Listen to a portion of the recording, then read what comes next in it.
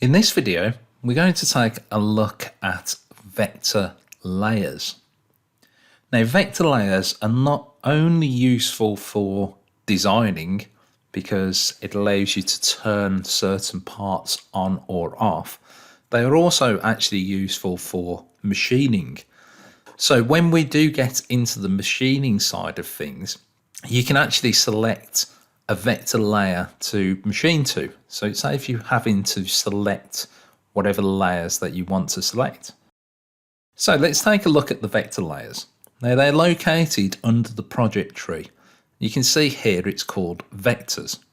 So if you click that little arrow next to it, it gives you a drop down. And at the moment we are on the default layer. So let's draw something. Let's draw a box. Okay, so this is on the default layer. So if I deselect it, you can see that it is black. Okay, if I select the light bulb here, it will turn it on or off. You can also lock this, so this layer then can't be affected, so I couldn't move that particular rectangle. If I wanted to, I could change the name of that as well and change the color of it simply by clicking on it and then changing the name of it. To change the color, select the black there and then either select one of the preset colors. So just select, let's say, red or yellow, and then select OK, and it will change to that color. You can also use the color wheel. So if you wanted to create some funky colors, let's say like so, add that to your custom color and then select that. And that's now the color of this rectangle. Now, let's say that I didn't want this to be on the default layer. I wanted it to be on its own layer. What you can do is draw something first of all. I'll show you two different ways to do this. So if you draw something first of all, select it and right click on it. And then down here, you've got move vectors to. So you can select a new layer.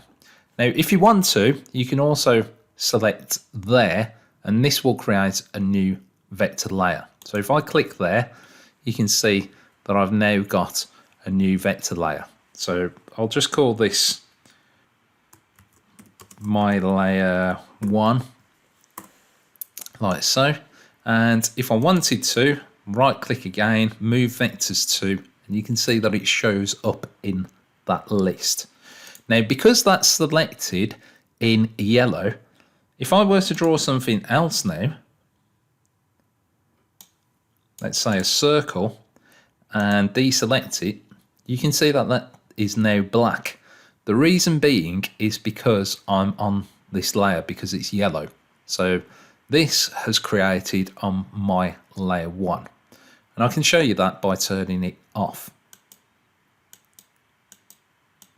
Okay, and I can change the color of that if I wish. Let's change it to blue. Now, if I wanted to move this one to my layer 1, right click on it and move vectors to my layer 1.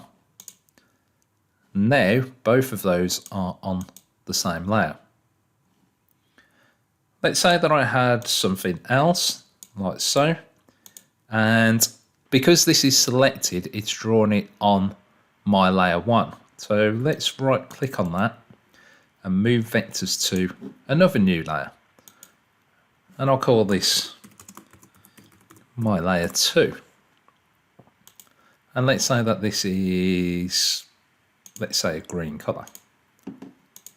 So that's now green. So that's on layer 2. And then these are on layer 1.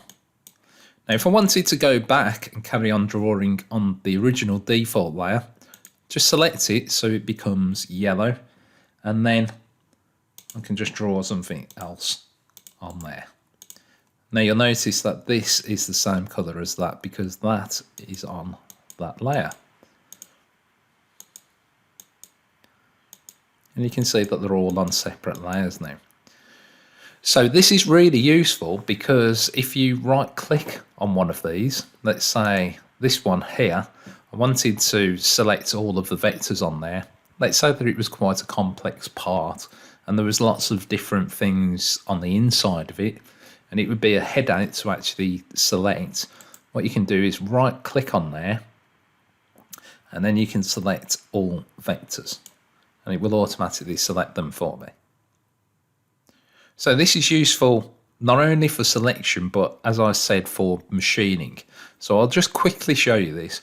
So if I go to toolpaths and just create any toolpath, what I want to show you is the profile at the top here is set to outside, and it's going to automatically cut whatever vectors that I have selected.